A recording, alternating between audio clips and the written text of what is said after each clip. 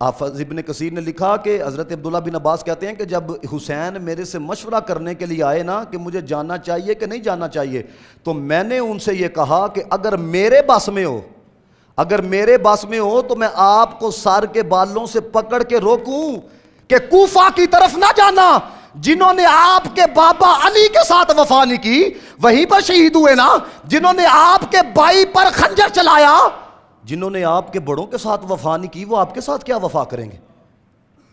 یہ حافظ ابن کثیر نے البدایہ والنہایہ کے اندر لکھا ہے۔ اور دوسری بات، اتنی گز زبانیں تم صحابہ، یہ میں حوالہ نہ دکھاؤں، میں نے پہلے کہا ہے جو چور کی سزا وہ میری سزا ہے۔ حضرت علی کے بیٹے ہیں محمد بن حنفیہ، امام حسین کے بھائی ہیں، انہوں نے امام حسین سے کہا، انہوں نے کہا بھائی جان آپ کا جانا درست نہیں ہے، اور انہوں نے اپنی اولاد کو بھی روکا۔ امام حسین اپنے بھائی سے ناراض ہوئے۔ اب میں آپ سے پوچھنا چاہتا ہوں، جڑے صحابہ نو گالاں کٹ دینے تسی حضرت علی دے پتر نو گالاں کٹ سکتے ہو؟ یہ محمد بخاری پڑھ کے دیکھو، بیٹے ہیں مولا کائنات کے، جگر گوشے ہیں مولا کائنات کے، نکالو گے گالیاں؟ اب میں تم کو بتاتا ہوں، سنیو، میں اس لیے کہتا ہوں تم نے اپنے عقیدے کو سمجھا ہی نہیں کہ تم ہو کون، تم نے محسوس ہی نہیں کیا کہ تمہارے اکابرین نے تمہیں کہاں پہ لا کے رکھا ہے۔ ہم کہتے ہیں جو صحابہ نے کیا وہ بھی حق تھا، جو حسین نے کیا وہ بھی حق ہے۔ دلیل کیا ہے؟ دیکھو، کسی بات کو نا طبیعت کے مطابق نہیں جاننا، ہم نے شریعت کے مطابق جاننا ہے۔ کسی بات کو ہم نے شریعت کے ترازو پہ تولنا ہے کہ شریعت کیا کہتی ہے، یہ نہیں دیکھنا کہ طبیعت کیا کہتی ہے۔ شریعت یہ کہتی ہے ظالم حکمران کے خلاف تلوار لے کر نکلنا یہ فرض نہیں ہے۔ شریعت دو رستے دیتی ہے، یہ سمجھنا نوجوانوں، دو رستے۔ پہلا رستہ شریعت کہتی ہے حق کو واضح کر دو اور لوگوں کو بتا دو یہ حق ہے یہ باطل ہے، ظالم بادشاہ سے خود کو دور کر لو، خاموشی اختیار کر لو۔ اس کو رخصت کہا جاتا ہے۔ کیا کہا جاتا ہے؟ سارے بولو ذرا، رخصت کہا جاتا ہے۔ اب صحابہ کرام نے اس راستے کا انتخاب کیا، بتا دیا کہ وہ کیسے ہے، ٹھیک ہے۔ اور امام علی مقام دوسرا رستہ یہ ہے کہ آپ ظالم بادشاہ کے خلاف تلوار نکالو، اس کے مقابلے میں آؤ، اس کو عزیمت کا راستہ کہا جاتا ہے۔ امام علی مقام نے اس راستے کا انتخاب کیا۔ شریعت جو ہے وہ دونوں راستے اپنانے کی بندے کو اجازت دیتی ہے، رخصت کا راستہ اپنا لو، عزیمت کا راستہ اپنا لو۔ اون تسی غور کرنا ہے، یہ چور آپ کو بتانے لگا ہوں چور کون ہے۔ اب جو خارجی ہیں نا، خارجی جنہاں نے دل چہلے بیعت دا بغض ہے، وہ کہندے نے جدوں انہیں صحابہ نے روکیا سی تے امام کیوں گے؟ اور جو رافضی ہیں وہ کہتے ہیں جب امام گئے تو صحابہ کیوں نہیں گئے؟ یہ دونوں چور ہیں۔ اور سنی کہتا ہے شریعت کے اعتبار سے صحابہ بھی حق ہیں، حسین بھی حق ہیں۔ دونوں راستے تھے نا، صحابہ نے اس کا انتخاب کیا۔ اور دوسری بات، او بھائی اگر آپ یہ کہو صحابہ ساتھ کیوں نہیں گئے، تو میں آپ سب سے یہ کہنا چاہتا ہوں امام علی مقام کا ایک خطبہ مجھے بتا دو کہ آپ نے یہ کہا میں لڑنے کے لیے جا رہا ہوں۔ آپ تو جنگ کرنے کے لیے جا ہی نہیں رہے تھے۔ آپ سارا واقعہ پڑھ کے دیکھو، جب آپ کربلا کی زمین پہ پہنچے امام نے وہاں پر بھی کہا میں تو جنگ کرنے کے لیے آیا ہی نہیں۔ حضرت امام علی مقام امام حسین رضی اللہ تعالی عنہ، آپ پھر مکہ سے کوفے کیوں گئے؟ دو وجوہات آپ کو بتانے لگوں، بڑی توجہ رکھنا۔ کہتے ہیں دوسری وجہ یہ ہے امام کو پتا تھا میں نے شہید ہو جانا ہے، کیونکہ میرے نانا جان نے پہلے ہی بتا دیا ہے، تو لہٰذا یزیدی لشکر جب مکے میں آئیں گے نا تو پھر مکۃ المکرمہ کی عزت کو پامال کریں گے۔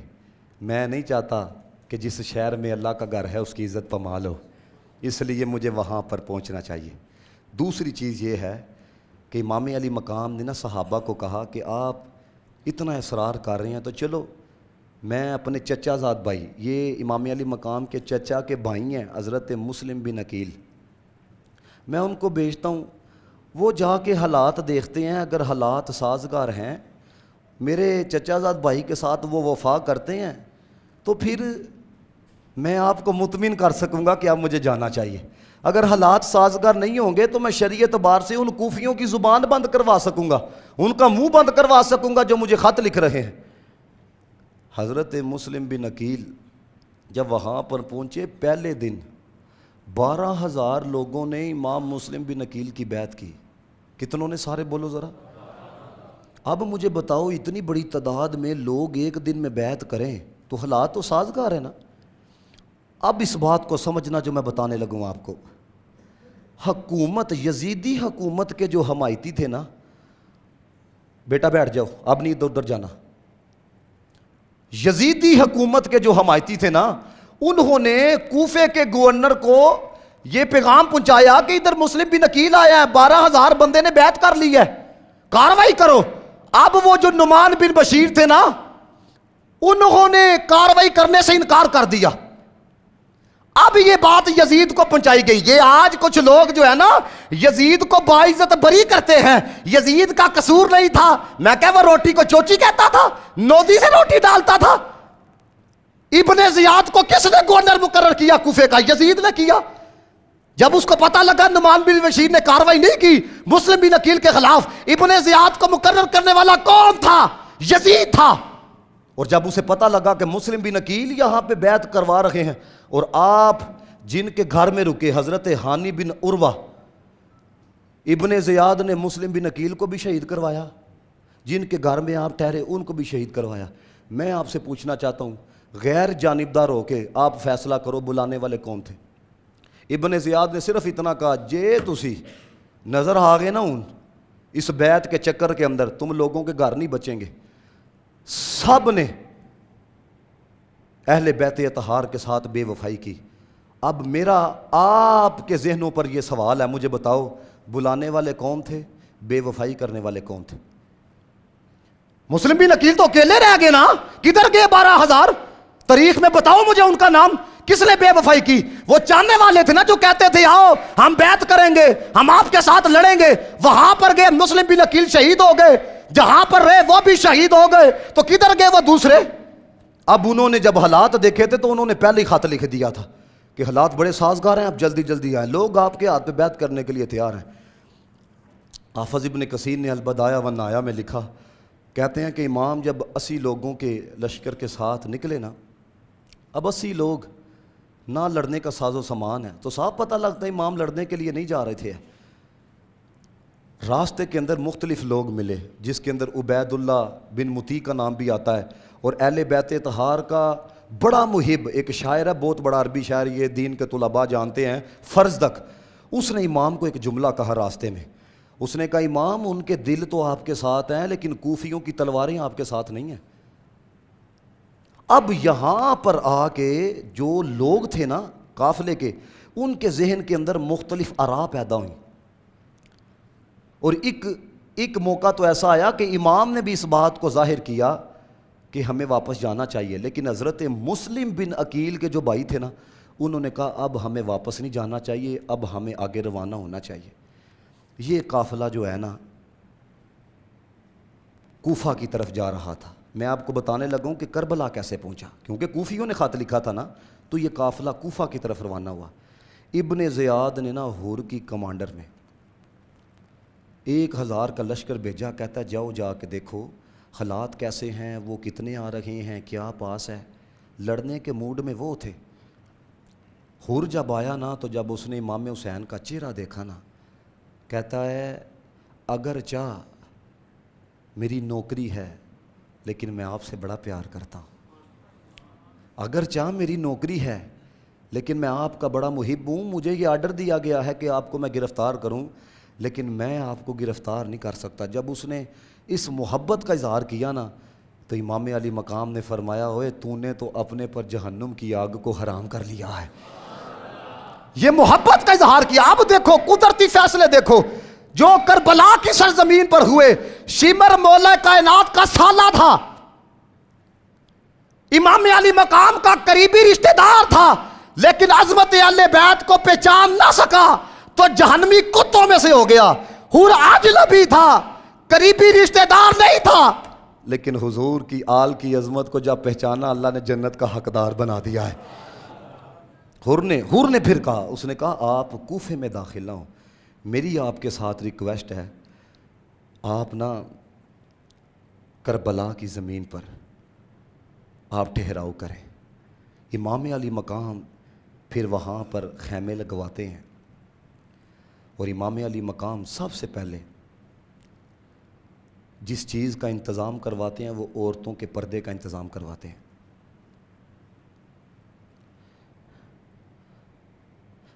یہ میری بات ذہن میں رکھ لو، جو بندہ کنجر پنے کو پروموٹ کرے نا، اس کا حسینیت کے ساتھ کوئی تعلق نہیں ہے۔ سارا سال تم ناچو، محرم کے 10 دن آئیں تو تم یہ سمجھو کہ ہم حضرت وہ تھوڑا بہت کر لیں اور ہم کپڑے اپنے کالے کر لیں تو تم یہ سمجھو کہ یہ ہم نے حسینیت کا حق ادا کر دیا۔ تم ڈرامے بازی کرتے ہو۔ میں نے کئی لوگوں کے اکاؤنٹ دیکھے، یہ 8-9 دن ہوئے ہیں، وہ جناب وہ بڑے وہ کلام لگا رہے ہیں، اور تھلے انہوں دی پروفائل ویکھو کنجریوں کے گانے۔ یہ میں اگر غلط ہوں تو آپ مجھے کہنا قاری صاحب آپ غلط کہتے ہو۔ پورا سال تم کنجر پونا کرو، پورا سال تم یزیدی رہو، پورا سال تم یزیدی کردار ادا کرو، ان 10 دنوں میں آ کے تو تم یہ لوگوں کے سامنے ظاہر کرو ہم حسینی ہیں۔ یہ سنو، اپنے سنی بھی سنو، یہ جو کالے کپڑے پہن لیتے ہو، محرم کے 10 دنوں میں کالے کپڑے پہننے کا نام حسینیت نہیں ہے، کرتوت چٹے کرنے کا نام حسینیت ہے۔ کرتوت کالے ہیں اور تم کیا سمجھتے یہ حسینیت ہے؟ تمہارے کالے کپڑوں کا کیا فائدہ پہنچتا ہے امام حسین کو؟ اگر تم لوگ کنجر پنے کو پروموٹ کرتے ہو۔ اللہ معافی عطا فرمائے۔ یہ جو میں بات کہنے لگا ہوں، آپ کو پتہ ہے آپ کے ملک پاکستان میں بہاولپور اسلامیہ یونیورسٹی میں کیا ہوا ہے؟ بہاولپور اسلامیہ یونیورسٹی چیف آفیسر سیکیورٹی 5,500 لڑکیاں دی ننگی ویڈیو دی موبائل تو برآمد ہوئی ہیں۔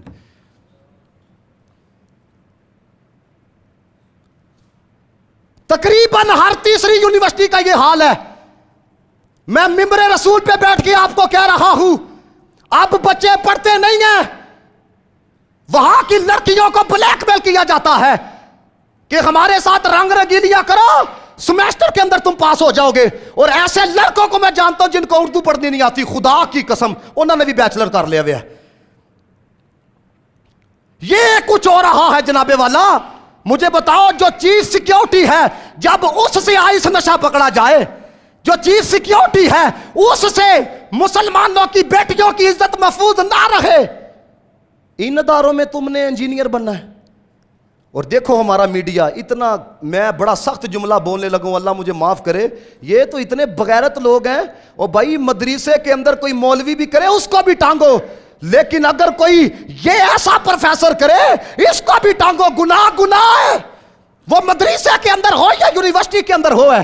لیکن کدھر گئی وہ لنڈے کی انٹیاں، وہ عورتوں کے حقوق کے لیے نکلنے والی؟ یہ عورتوں کے حقوق نہیں ہے، بچیاں کیا ان کی حالت ہو گئی ہے، ان کے لیے کس نے نکلنا ہے؟ مجھے بتاؤ، یہ ہے حسینیت، یہ یزیدیت ہے؟ کون نکلا ہے؟ کس نے آواز بلند کی ہے؟ کس نے کاروائی کی ہے؟ وہی غریب کے بچے کو قربانی کا بکرا بنایا جائے گا، ان بڑوں کو کس نے پکڑنا ہے؟ اور میں آپ کو بتا دوں، آپ اس ظلم کے خلاف کھڑے نہ ہوئے تو یاد رکھنا ہماری بیٹیاں بھی محفوظ نہیں رہیں گی۔ ہم نے انہی اداروں کے اندر پڑھا، آئس نشے ویکدے پہ نے، چارس ویکدی پہ یہ ہے۔ میں آپ کے سامنے نام نہیں لے سکتا، مجھے خود لڑکے آ کے بتاتے ہیں کہ یہ ہو کیا رہا ہے، لاکھوں روپیہ ان پہ خرچ کر دیا ہے، پھر یہ 6 سال پڑھ کے آ کے منہ اٹھا کے کہتے ہیں 35 لاکھ روپے ہم پہ اور لگاؤ، ہمیں آسٹریلیا بھیج دو۔ پہلے جرا تیرے تے 3 لاکھ لایا ہو تو کس طرح پورا کیتا جی؟ اتنے کاکے نہ بنو آپ لوگ ہیں۔ یہ ہے یزیدیت جو ہمارے ملک کے اندر شروع ہو چکی ہے۔ اگر آپ جینا چاہتے ہو حسینی بن کر ہر ظلم کے خلاف آواز بلند کرو۔ خدا کی قسم امام علی مقام دیکھ کے کہیں گے یہ میرا غلام آ رہا ہے۔ تماشا خوری شروع کی ہوئی ہے۔ سب سے پہلے پردے کا انتظام کروایا میرے امام نے، اور پھر 20,000 سپاہی لڑنے کے لیے آ گیا۔ مجھے بتاؤ کتنے بزدل تھے وہ لوگ یار، ادھر 72 تن ہے, ادھر جناب والا 20,000. امام نے انہیں صاف کہا, یہ کتاب میں لکھے, امام نے فرمایا میں لڑنے کے لیے نہیں آیا. انہوں نے کہا اگر لڑائی نہیں ہے, ایک کام ہے, ہم آپ کی جوتیاں اٹھانے کے لیے تیار ہیں, ہاتھ دے دو. امام نے کہا یہ نہیں ہو سکتا, ادھر چائے کی پیالی پیچھے تم ووٹ ڈالتے ہو, 5 سال تم ان کو گالیاں نکالتے ہو, میرے پاس کوئی آ کے مجھے کہے نا میں مر رہا ہوں, اتنی مہنگائی ہو گئی ہے, یہ ہو گئی ہے. اللہ کے بندو, تم خود لوگ تو ان کی گاڑیوں کے آگے پیچھے ناچتے ہو, تو پھر مہنگائی کا رونا روتے ہو. جب آپ لوگوں کی یہ حالت ہے, اور بھائی اور حسینیت کیا ہے, ووٹ ہی تو وہ مانگ رہا تھا, ہاتھ ہی تو وہ مانگ رہا تھا. امام نے کہا سر دے سکتا ہوں, تو فاسق ہے, تو فاجر ہے, تو شرابی کبابی ہے, میں تیرے ہاتھ میں ہاتھ دے دوں, ایسا کیسے ہو سکتا ہے؟ اگر میں کھل کے بات کروں گا پھر آپ لوگ ڈر جاتے ہو. آپ کو بھی پتا ہے یہ کیا کچھ نہیں ہوتا. یہاں پر ادھر کوئی متقی بندہ ایم ایل اے بن سکتا ہے, کوئی تہجد گزار ایم ایل اے بن سکتا ہے؟ ڈرامے بازی لگائیے, مولوی کو بلائیں گے سانو شہادت سناؤ تاکہ وہ میں مولوی بھی روئے تو تسی بھی رو ہے. یہ ہے حسینیت؟ 40,000 روپے کا رونا رونا رو کے تو حضرت والا تم کو ہم نے حسینیت ظالم کے خلاف ڈٹ جانے کا نام ہے. حسینیت یزیدیت کی آنکھوں میں آنکھیں ڈالنے کا نام ہے. اس ایک یزید پر لعنت کرتے ہو جڑا تہاڈے ہر محلے چ یزید پایا جاندا, جڑا قبضہ کرے, غریباں دا مال کھائے, یتیماں دا مال کھائے, 2 نمبریاں کرے ہے. اس یزید کے خلاف کس نے کھڑا ہونا ہے؟ انہوں تسی ووٹ پا چھڑ دیو. ٹوپی ڈرامے نہ لگاؤ, یہ امام علی واقعہ کربلا کے ساتھ ہے. ہم یہ پوری قوم تماش بھی نہیں بن چکی ہے. 3 دن تک انہوں نے پھر پانی بند کر کے رکھا. کتنے دن تک؟ حضرت نعرہ نہیں لگانا, میں پہلے کیا, اب بیٹھو, اب تو ہی میرے واسطے معزز ہو, میری طرف توجہ رکھو سارے, میں آپ کو پیغام جو دینے لگا. امام علی مقام امام حسین رضی اللہ تعالیٰ عنہ, جب 3 دن پانی بند رہا نا, حضرت غازی عباس آپ نے کہا آپ مجھے اجازت دو, کیونکہ بھائی تھے اور مولا کائنات کے پتر تھے. آپ نے کہا مجھے آپ اجازت دو, میں پانی لے کے آتا ہوں. حضرت عباس رضی اللہ تعالیٰ عنہ آپ نا نہر فرات کی طرف نکلے گھوڑا لے کر نا, شمر آ گیا کیونکہ ماما سی آبدہ. اس نے کہا ادھر آؤ ہماری طرف, پانی ہے, کھانا ہے, خزانے ہیں. آپ نے کہا ساری دنیا بھی جے دے دینا حسین نہیں چھڑ سکتا. ساری دنیا بھی اگر دے دو, اور آپ کو پتہ ہے یہ ایسی وفاداری یار, بندے کو پتا ہو ابھی یہ سارے ٹبر کو شہید کر دیا جانا ہے, اور پھر وہاں پر بھی اس قدر استقامت. حضرت غازی عباس چیرتے ہوئے یزیدی لشکر کو نہر فرات کے پاس جاتے ہیں, اور آپ پانی کا مشکیزہ بھر کے جب واپس لے کے جانے لگتے ہیں, ایک جنمی کتا دائیں بازو پہ وار کرتا ہے, آپ مشکیزہ دوسرے بازو پہ رکھتے ہیں, ایک جنمی کتا دوسرے پہ وار کرتا ہے, آپ منہ میں لیتے ہیں, ایک جنمی کتا گردن پہ وار کرتا ہے. حضرت غازی عباس نے سر دے دیا, لیکن حسین کے ساتھ بے وفائی نہیں کی ہے. اس لیے دیکھو حضرت غازی عباس کا ذکر کتنا بلند ہے. میں خراج عقیدت پیش کرنے کے لیے نا حضرت غازی عباس کو, او بھائی یہ ساڑھے بزرگ نے نام لیتے ہوئے ہمیں موت نہیں پڑھنی چاہیے. یہ ہم لوگوں یہ ان کو خراج عقیدت پیش کرنے کے لیے یہ میں نے تحریر جو ہے وہ اپنے موبائل میں سیو رکھی ہے. حضرت غازی عباس کو ایک جملے تے کہنا جے سبحان اللہ, ایک بات پہ. یہ غازی عباس کا ذکر ہونے لگا.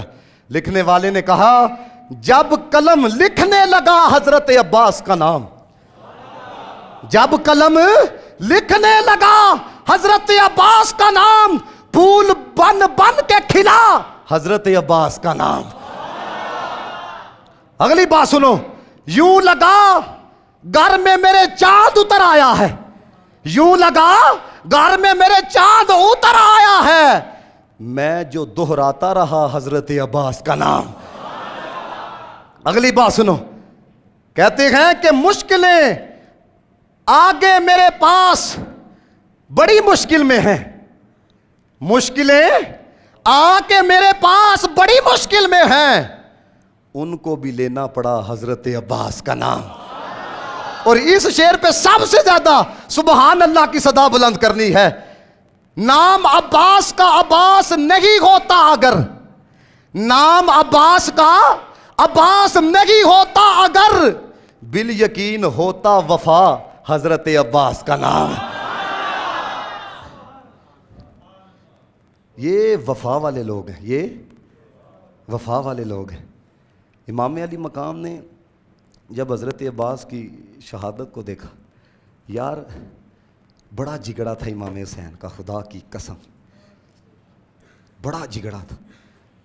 حضرت علی اکبر آپ کو بھی ٹھیک طریقے سے ان کے تعارف کا بھی نہیں پتہ ہوگا. یہ وہ تھے جن کی صورت حضور سے ملتی تھی، جن کی سیرت حضرت علی المرتضیٰ سے ملتی تھی، جن کی گفتار حضرت امام حسن سے ملتی تھی، جن کی رفتار حضرت امام حسین سے ملتی تھی. اور یہاں تک کتابوں میں لکھا ہے جب کوفہ کی طرف جا رہے تھے نا، تو ایک موقع ایسا آیا حضرت امام علی مقام نہ سوئے تو آپ نے نا خواب دیکھا. جب خواب سے بیدار ہوئے تو کہتے ہیں الحمدللہ، پھر کہتے ہیں انا للہ و انا الیہ راجعون. تو بیٹے کہنے لگے کہ الحمدللہ اس وقت کہا جاتا ہے کہ جب کوئی شے ملے، انا للہ و انا الیہ راجعون اس وقت کہا جاتا ہے جب کوئی تکلیف آ جائے ہیں، جب کوئی آزمائش آ جائے. تو یہ آپ نے کیوں کہا ہے؟ کہتے ہیں میں نے خواب میں دیکھا ہے کہ ہمارا قافلہ موت کے قریب جا رہا ہے، موت ہمارے قافلے کے قریب آ رہی ہے. حضرت علی اکبر کہتے ہیں میں نے پھر اپنے والد صاحب سے کہا کیا ہم حق پر نہیں ہیں؟ اس آواز پہ نا یہ جو جملہ ہے پھر آپ کو سمجھ میں آئے گا، آل نبی کا کام تھا، یہ وہی کر سکتے تھے. آپ نے کہا ہم تو اللہ کا جتنا شکر ادا کرے کم ہے، اس کاش کے لیے اللہ تعالیٰ نے کسی اور کا انتخاب نہیں کیا، نبی کے گھرانے کا انتخاب کیا ہے. انہوں نے کہا اگر ہم حق پر ہیں پھر خون کے آخری قطرے تک ہم حق حق کہتے ہوئے، ہم اپنے دین کا پرچم بلند کرتے ہوئے دنیا سے جائیں گے. تو دوستان محتشم تاریخ بتاتی ہے حضرت علی اکبر رضی اللہ تعالیٰ عنہ کو بھی شہید کر دیا گیا. میں یہاں پر نہ صرف ایک پیغام اپنے نوجوانوں سے یہ کہنا چاہتا ہوں، سوکھا ویلا نہیں ہونا کہ جدوں امام علی مقام میدان محشر کے اندر موجود ہوں گے تو اسی انہاں دا سامنا کر سکیے. یہاں آج کے ممی ڈیڈی نوجوان کو دین کا نام لیتے ہوئے شرم آتی ہے. میں ایک جگہ ایک لڑکے کے باپ کے ختم پہ گیا، وہ پورے ختم دے اندر جڑا وے نا وہ ختم دے اندر ہی نہیں بیٹھیا تے کاٹن دا جوڑا پا کے کدی آؤں جائے انہوں ہی بس یہ حضرت صاحب آئے ہیں تقریر کریں گے، بچے جو ہیں وہ نعت خوانی قرآن پڑھیں گے. اندازہ کرو ہے کہ انہوں اتھے بہندے ہیں شرم آ رہی سی تے کاٹن دا جوڑا پا کے کدی آؤں جائے. اوے بھائی اگر تم اس قدر پستی کا شکار ہو چکے ہو کہ دین کا نام لیتے ہوئے شرم آئے، دین کے ساتھ کھڑے ہوتے ہوئے تمہیں شرم آئے، تو اس بوتھی کے ساتھ امام حسین کا سامنا کرنا ہے. یہ میرا نوجوانوں کے ساتھ پیغام ہے. سٹیٹس تو تم بڑے لگاتے ہو ہے، تم بڑے وہ چیزیں وائرل کرتے ہو، مجھے بتاؤ اس کیفیت کے ساتھ امام حسین کا سامنا کر سکو گے؟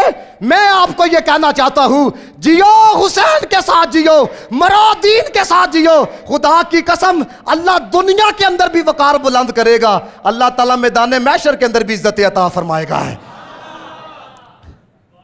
میدان محشر کے اندر بھی ہے.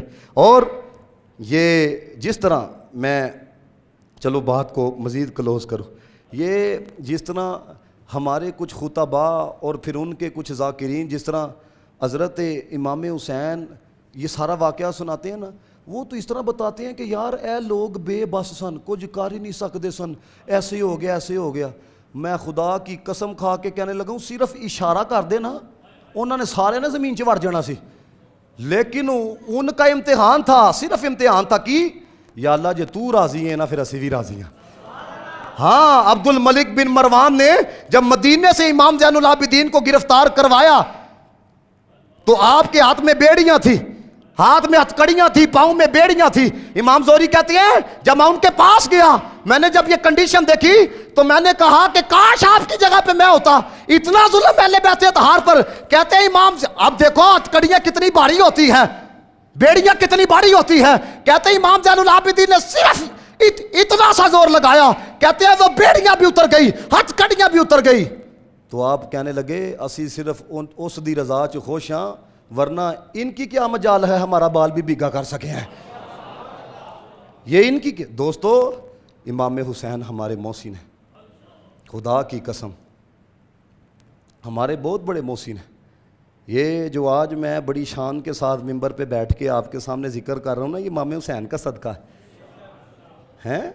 اندازہ کرو او جڑے پتہ ہے امام حسین نے جڑا آخری خطبہ دیتا تو وہ کہنے لگے جلدی جلدی آپ کرو، اسی جمعے دی نماز بھی پڑھنی ہے تو انہوں نے نہیں پتا کہ جمعے دی نماز جدو انہوں نے بہنا نا تو اتنے بھی انہوں تے درود پڑھنا ہوا ہے، اللہم صلی علی محمد وعلی آل محمد، ان کو نہیں تھا پتا ہے۔ تو اس لیے آپ دیکھو یزید کا نام لیوا بھی کوئی نہیں ہے، یزید دے 15 پتر سن، 4-5 بیٹیاں تھی، اور آج اس کی ذریت ختم ہو چکی ہے، روحانی ذریت ہے جڑے یزید کو رحمت اللہ تعالیٰ لے اور رضی اللہ تعالیٰ عنہ کہتے ہیں، ویسے اس کی ذریت ختم ہو چکی ہے، لیکن کائنات کے جس مرضی کونے میں چلے جاؤ تو انو سید ضرور نظر آئے گا۔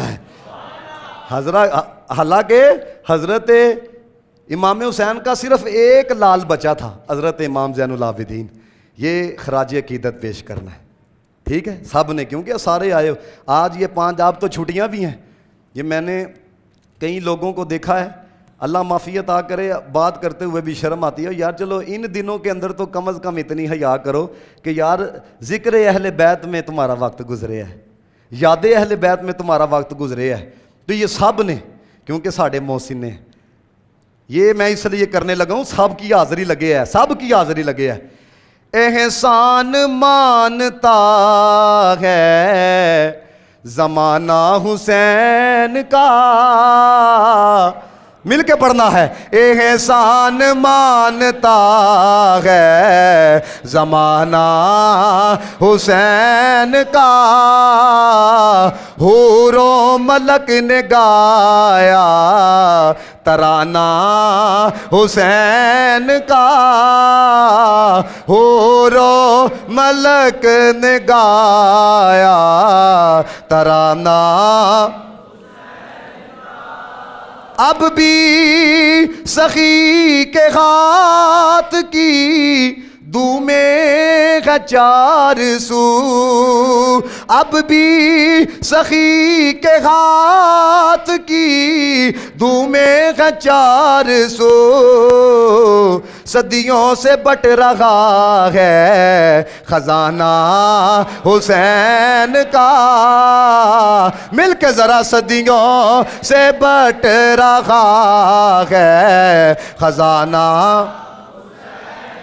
جس کے قصیدے آئے تطہیر نے پڑھے، جس کے قصیدے آئے تطہیر نے پڑھے، ایسا بنایا رب نے گھرانہ حسین کا، ایسا بنایا رب نے گھرانہ